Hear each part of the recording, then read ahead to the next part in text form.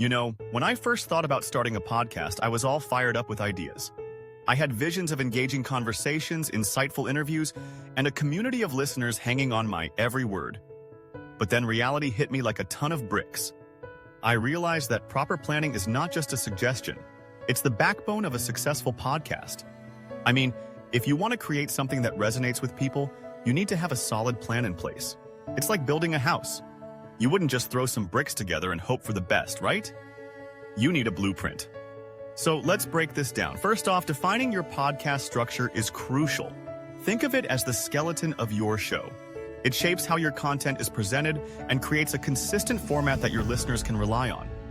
Imagine tuning into a podcast and not knowing what to expect.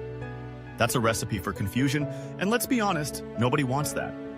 A good structure usually includes an introduction, where you set the tone for the episode. Something like, "Welcome to the Wellness Journey, where today we'll discuss simple tips to boost your energy." It's a warm invitation that tells your audience exactly what they're in for. Then you dive into the main content. This is where you deliver your message in an organized way, whether you're interviewing a guest, telling a story, or having a discussion. And don't forget about transitions. These little musical interludes or phrases can guide your listeners smoothly from one segment to the next. It's like a friendly nudge that keeps them engaged. Finally, wrap it all up with a call to action. Encourage your audience to subscribe, share, or leave a review. A simple reminder like, "Don't forget to subscribe for more tips every week," can make a world of difference. Now, let's talk about creating an episode plan. Each episode should have a clear goal and an outline to keep your content focused. Start by identifying the main topic or theme. For instance, if you're running a personal finance podcast, you might choose budgeting for beginners.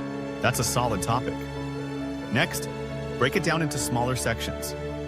You could start by discussing why budgeting is important, then move on to how to create a budget, and finish with common pitfalls to avoid. This step-by-step approach not only helps you stay organized, but also makes it easier for your listeners to digest the information. And here's a pro tip. Decide on the format of your episode early on. Are you doing a solo discussion, a guest interview, or maybe a Q&A?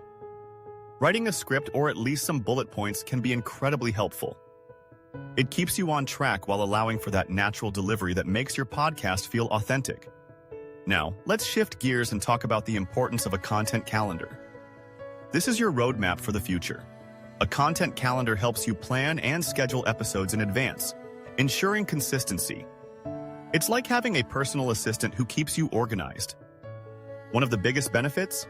It keeps your episodes aligned with your podcast's purpose and niche. Plus, it allows you to plan around seasonal or trending topics. Imagine releasing a New Year resolutions episode in December. That's timely and relevant. When building your content calendar, brainstorm episode ideas for the next 2 to 3 months. Group similar topics into mini-series or themes. This not only keeps your listeners engaged, but also gives you a clear direction. And don't forget to allocate specific dates for recording, editing, and publishing each episode. Trust me, this will save you from the last-minute scramble that can lead to burnout. Now, let's talk about episode length and frequency. This is where you really have to consider your content and audience preferences.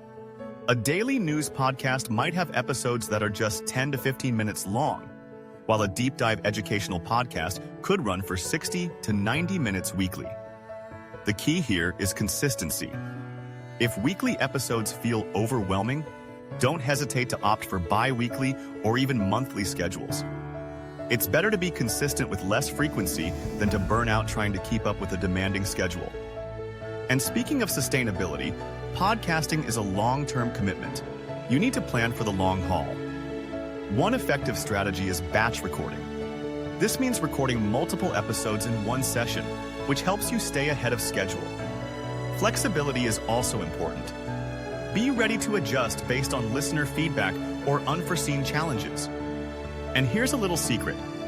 Prepare a few evergreen episodes. Content that isn't time-sensitive.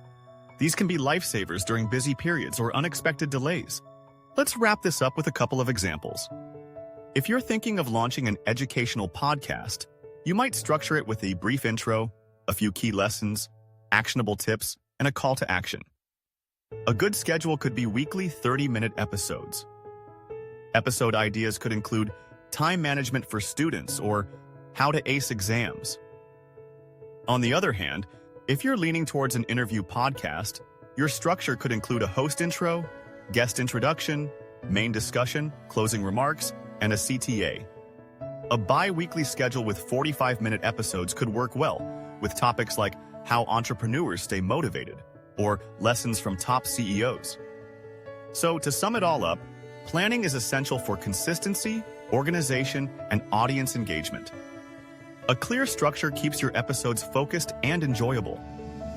Episode planning involves outlining goals, breaking down topics, and choosing the right format. A content calendar helps maintain that consistency while aligning episodes with seasonal trends.